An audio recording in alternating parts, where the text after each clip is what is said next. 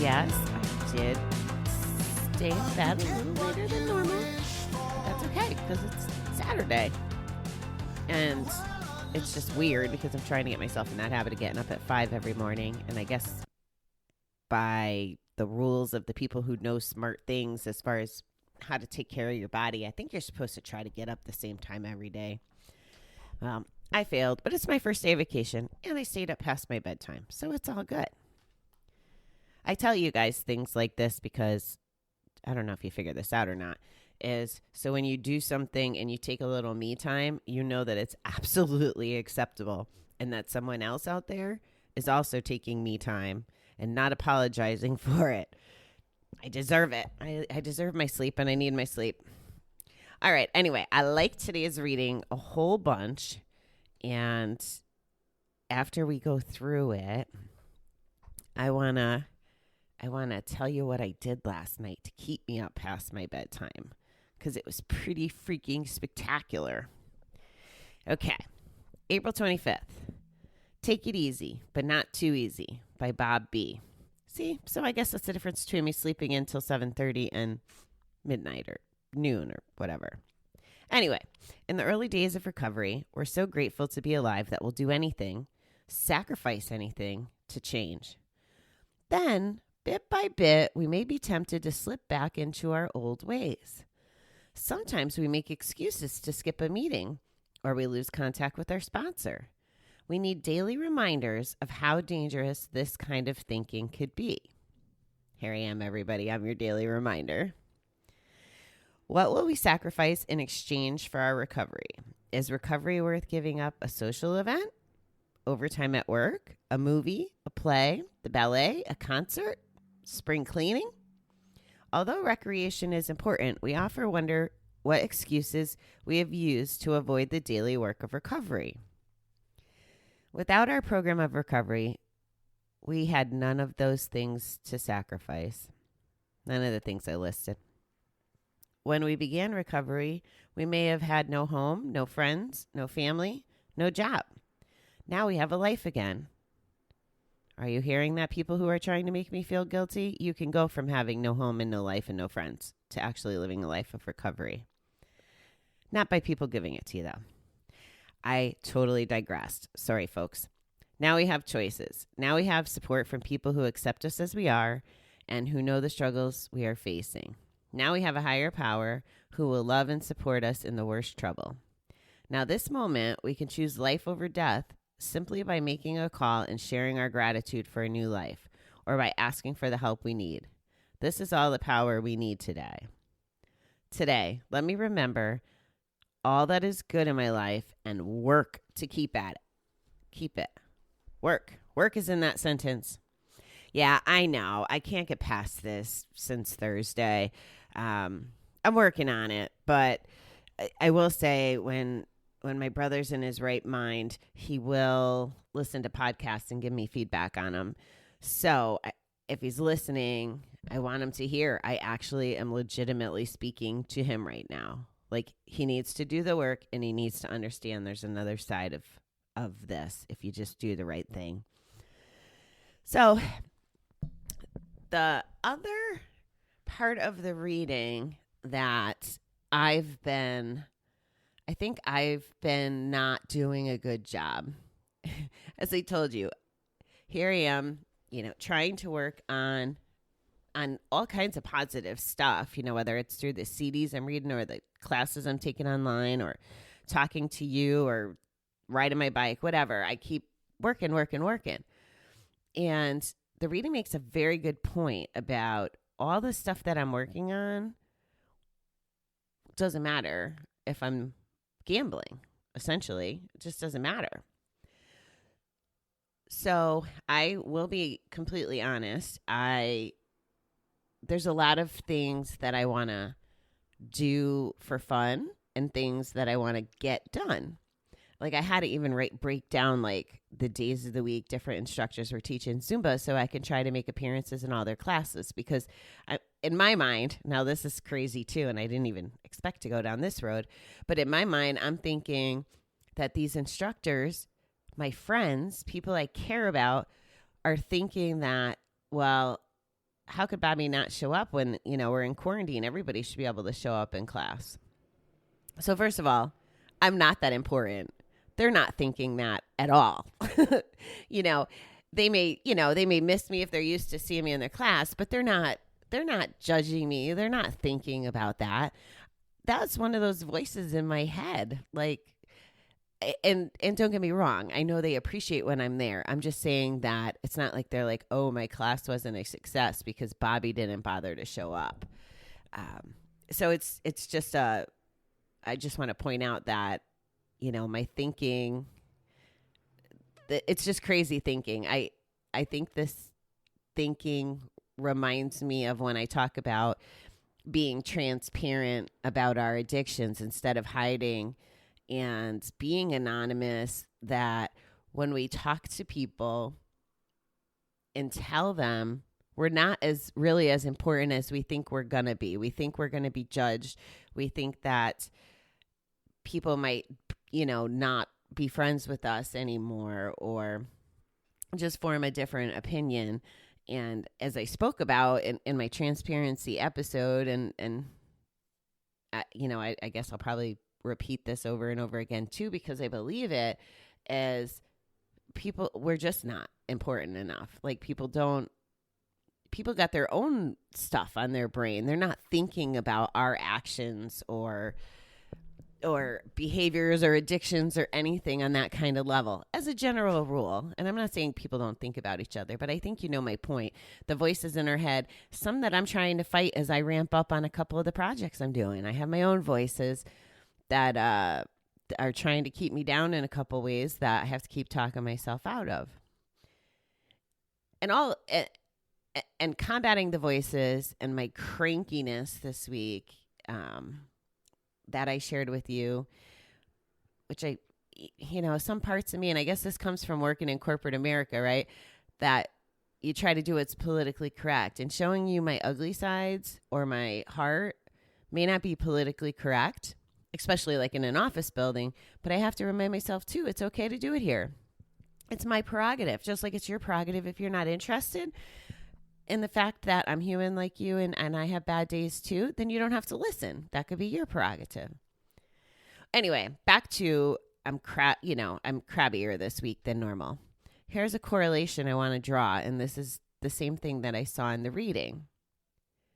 I haven't been to group in over a week, at least. The days are blending together. But I haven't been with my group. I haven't been with my people. Now, granted, I've been hanging out with one of the people in group often. And, I've spoken on the phone and text and communicated. But it's nothing like as immersed as I normally am. And then here I am, crankier than I normally am. This didn't just happen with group. This happens, if it's GA, or maybe if we're not sleeping as much as we want. If we're not doing our recovery things. If I don't read a reading every day, if I don't say the Serenity Prayer, if I don't hop on the social media where I have all those connections, if I don't do that work every day, I'm not working my recovery, in my opinion. And where I've gotten waylaid is with all this learning that I've been doing. One of the things that I actually learned yesterday in the learnings, the man was explaining how you could accomplish your goals if you put, so say you have 5 goals. Say I want to lose weight, quit smoking, quit coffee, run a marathon, and get my website done. Okay, so let's say there's all those things. If I'm trying to divide the energy amongst them all, they may all come to fruition, but it's not going to go as well as if I had one major focus. And I've been believing that and doing that, by working on all this schoolwork and stuff. And I've always in my head felt like I did a pretty good job of prioritizing my time. So, okay, I'm doing my schoolwork now, and my classes and all the other things that I'm working on, because I know for me, when the sun comes out and the weather's good and the golf courses are open, I'm going to want to be outside. That's what's going to be my priority then. I just know myself well enough to know that I'm going to want to play. So it's a whole lot easier to sacrifice shitty weather to focus on my one big thing. And I felt good when I was listening to him talk about this, having a main focus to really work on. So I've been doing that. I've been working so hard on so many aspects of No Kiddin'. And what I realized is, and I think I talked about resetting, was I haven't been to group. I haven't been with my peeps. I haven't been working that part of my recovery. So I haven't been feeling like the person I feel when I'm connected and focused on my recovery. Now, granted, I had, bullshit stuff come up this week, and I'm not saying that I'm not entitled to my feelings. I need to feel my feelings. So it's okay. But should I have been, writing emails? I think I told you that there was some really not nice, not Bobby kind of emails and words coming out of my mouth. And it becomes so much easier. Wow, my brain is just going 100 miles a minute. Because as I'm thinking about this, I'm thinking of like chicken and egg. If we work our recovery and do the things that make us the person we want to be, when we're the person we want to be, we don't act like a jerk. I'm guessing most people don't want to act like jerks. And then we don't have to work on doing step 10 stuff so much, right? Because we don't have to apologize all the time for things, mistakes and stuff. Now, mistakes are still going to happen. But the way my brain just worked, and I'm sorry if I am not making sense. In my head, it just made a ton of sense. If we're not working our recovery and not taking care of ourselves, and we do become these jerks and mean people and don't treat each other with love and kindness, then it's, as we're stepping away from like meetings and groups. So for example, if I'm in a funk, and we've talked about this before, the days that you don't want to go to group are the best days to go to group, because you usually leave feeling better. And by group, I mean, 12-step, call your sponsor, whatever. The days you don't feel like doing those actions are the days you really need them. And as I just played that out in my head, if I don't get my ass back in group or get on the phone with some of these GA meetings, or kind of maybe spend a half an hour in the gambling recovery rooms, I have to do that stuff. My bitchiness can keep spiraling, right? And then it spirals and it spirals. And who knows? Every day I'm stepping away from my recovery and my work there. I'm stepping closer to a bet. I mean, it's almost as black and white as that, because all the emotions, because I would be bitchy and feel bad about the words I'm saying. And then feeling bad makes you feel bad. And then you feel guilty. And then, the voices prepare you for an apology. But then you're like, well, I shouldn't be apologizing. Like, I've made this mistake before. I mean, you should be apologizing, but I shouldn't have positioned myself to be apologizing to the same person for the same stupid action that I've done. It's crazy. So I guess we're supposed to work on a recovery every day, or work on being a good person. And sometimes, although I loved what this reader said about, your dreams coming true and the actions happening when you focus on one thing primarily and you think about it all the time, which is the mode that I'm in, I agree with that to get those goals accomplished. But I also, as a person in recovery that wants to stay in recovery and wants to stay healthy and stay on this path of life, I got to make my recovery work a priority. I just have to. There's no question. Because the point of the reading, if you don't do your recovery, nothing else matters. Because if you're back betting, you don't have a life anyway. So, okay, I think I could have went on about that for quite a while. But I want to tell you about last night, because last night was so freaking cool. And I have to share it with you. So someone that has been helping me with some of the no kitten stuff. I need fresh eyes, right? I can't do everything by myself from a time perspective. So how to make that decision. Anyway, there's someone that has been helping me, and you guys are you're going to meet her soon. So that's even more exciting. But she's been helping me, and she's out in Colorado. And our history is this. Our mothers used to work together, and her mother is 10 years younger than my mother. And I'm 10 years younger than her, essentially, rough math, of her mother. So her mom was kind of like right in the middle. So it worked out good that when I was about 15, I was babysitting Ash whenever, her mom went out, or I think I even stayed there for a while. It worked out good. Mom was friends with her. I was friends with her. And they moved away to Colorado.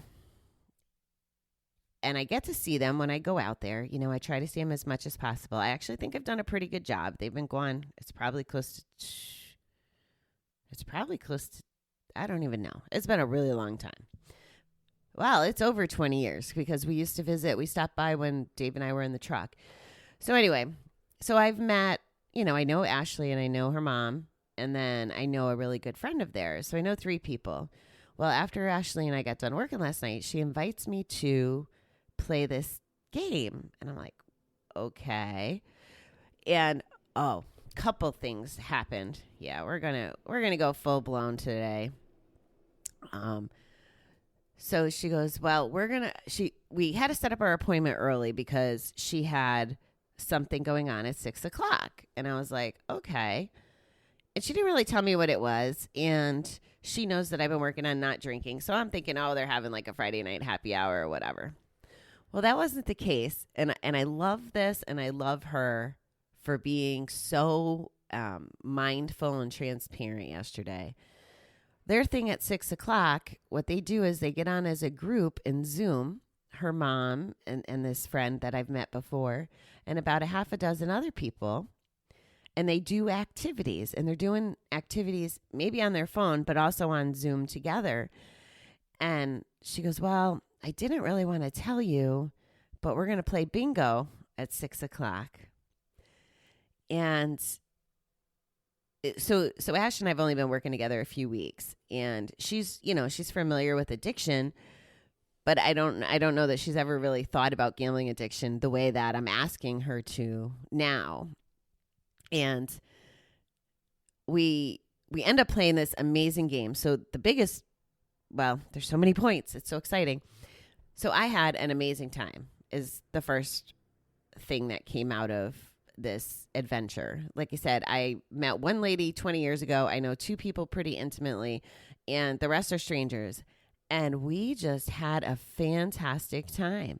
And I don't know them. They didn't know me, but we laughed. We played this game. It was, it was a kind of a game that had a comedic background to it, so it made sense. It's called Evil Something. And if you're sensitive about really graphic and obnoxious things, it's really similar to Cards Against Humanity, but kind of an online version. And if you're not a fan of Cards Against Humanity, you wouldn't like it. But you probably could find an interactive game. So the Zoom just kind of makes you feel like you're there. So I dubbed last night, my first night of vacation, and I was spending it in Colorado with my peeps and with peeps I didn't know. So it was really great. So the other part that I thought was very interesting with what Ash had to say was, because it's a free game, or, we were playing the free version, there's, of course, advertisements.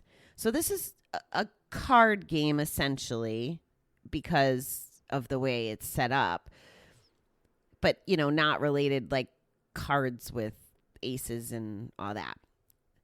But these commercials that would come up about every, 3 or 4 questions.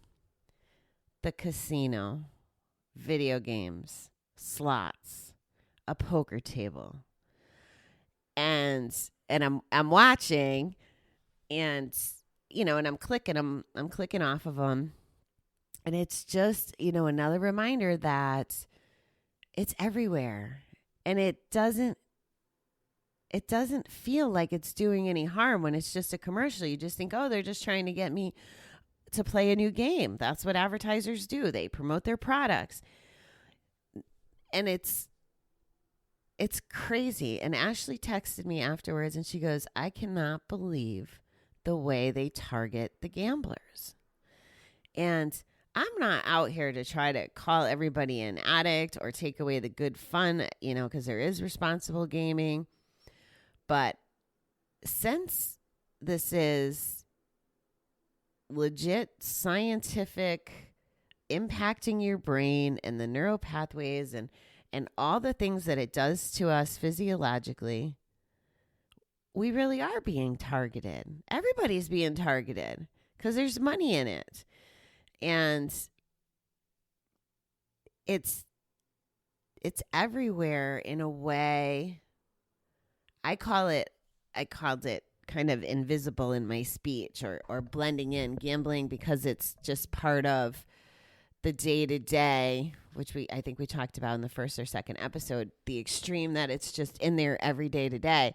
Now, a person that isn't working with someone on a gambling podcast isn't going to pay any mind to those commercials in that sense. They're going to be like, oh, that's annoying. Or they're going to download the apps if they're intrigued. And they're not even going to know that, downloading this app and then turns into playing that more and more. And all of a sudden you're isolating and you're doing nothing but screen time. And you're getting your dopamine hits by whether or not you win or lose on this game.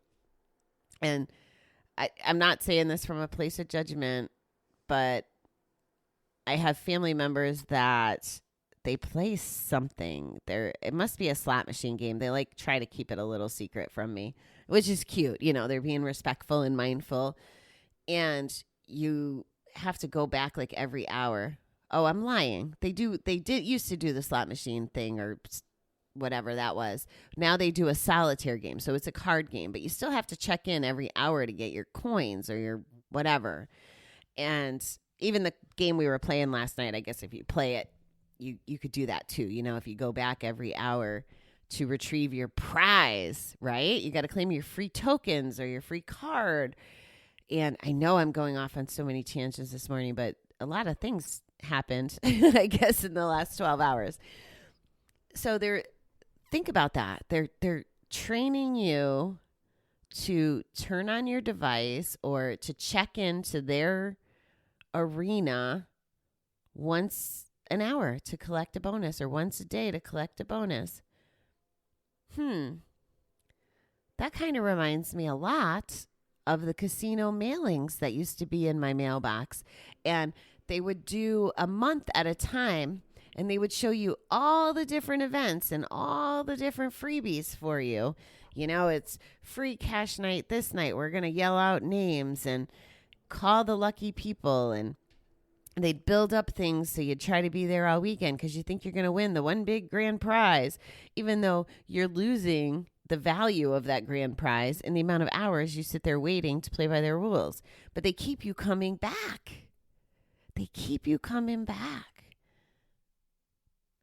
I guess before I go, I just want you to think about that and see if you can look through a different lens about all this stuff that's going on and how it's almost like we don't have a fighting chance, really. It's like us against the world because the world thinks gambling's okay. And I'm being dramatic, but it really is. It's almost like, okay, well, we can make this, kids fundraisers at school and commercial breaks on our IT and recreational this. And,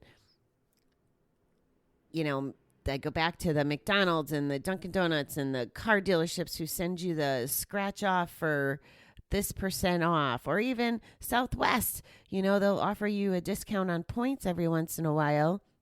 And it's almost like a slot machine kind of thing. And that isn't the right term, but it's like it could be either a 2, a 3, or a 4 time multiplier. They do that at my job with our promotional card. Every couple months or so, you have a chance, me as an employee, to either double, triple, or quadruple the value of the discount I get. So It's just built into the world. Okay. So my little army of beautiful people, we're going to change the world on this, and we're going to get people thinking about it different, because I think about the person who's on the edge, just like I had been on the edge of, I wanted to buy cigarettes all week, and I had all those talks, and I didn't buy cigarettes, but I did again buy more cigars. And it's because the voices in my head worked. Now, I will tell you that I did not play out the, this can make me sicker with Corona, the chemicals, blah, blah, blah. There was a whole lot of things I could have built into it, but instead I had my little I want what I want mode on. And this is, oh, wow. And this is another thing I struggle with. So I want what I want, and I believe in giving myself what I want. Sometimes not when I want, and sometimes not to the magnitude. But I'm pretty good about making sure that I have this balance between maybe the stuff that isn't so much fun and then the responsible stuff or the right things to do. And I did not play out that scenario of all the bad things about buying the cigars. Whether it was the $10 or the breathing with the Corona or the, being inconsistent, because I'll never quit completely unless I get off the patches, and I won't get off the patches if I keep, smoking anything with nicotine in it, or even the vaping. Like, I really don't want to be a vapor forever. So I'm really good at forgiving myself if I do cheat and buy cigars, or if I'm vaping or whatever. And I struggle with that too. Like, what is that balance of, forgiving yourself when you do mess up, and, moving forward with your goals? Does that guilt overwhelm us to where we can't keep moving forward? Does playing out the story, and that was really where I was going with this, if we played out our gambling story, so guilt is like a bad feeling, right? So if I'm feeling guilty about smoking, I already feel bad. So why don't I just go buy another pack today? Because I already feel guilty, and I already, after 10 days of not having any cigars or cigarettes, I put one in my mouth. Now I broke my streak, right? Doesn't it sound just like a relapse and justifying going back to the casino after we lose or win? I could talk myself into that all day long. And I think by dialing into some of the subliminal things that are out there in our everyday life, maybe it helps us build those walls and play out the story to the end if we did go back to betting, smoking, drinking, whatever. All right. Well, thank you so much for listening this morning. I hope that maybe some of this made sense to you. I was a little all over the board. I think the key takeaway from today is that you have to remember to make your recovery a priority, because without recovery and without self-care and taking care of yourself and working towards doing the next right thing, you have nothing else. Everything else will disappear.